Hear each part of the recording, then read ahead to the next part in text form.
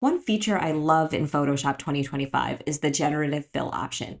So Generative Fill is great because it'll use AI to replace whatever you have selected and either add something new that you prompt it to add or remove it from the scene and fill in the background using AI to determine what that would be without whatever you have selected there. So this is a great option for me with this scene because what I want to do is bring my character into his own layer and have the background as a separate layer, because I'm going to animate them both separately.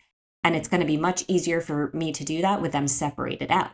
So how do we do this? Well, first we need to go over here to our menu and hit our object selection tool. And if you don't see that, you may have magic wand tool or quick selection selected. Go over to object, and on the top menu, you'll have an option called select subject.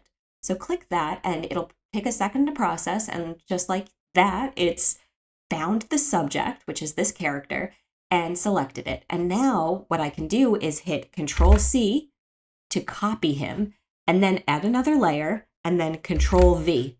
And if I turn off my background, you'll see I have my character on his own layer already. So now all I have to do is delete him from my background. So same idea, I need him to be selected. So I just clicked back on that layer, and I'm going to make sure that layer is selected. And what I want to do is generative fill him out. So I'm going to hover over my selection, right click on my mouse, go to generative fill. That will give me this prompt.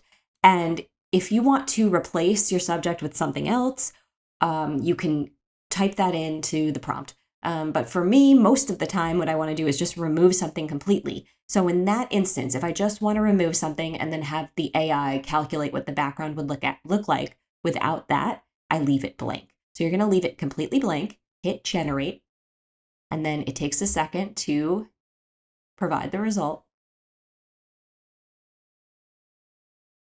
Awesome. And just like that, it's created the background for me without the character in it.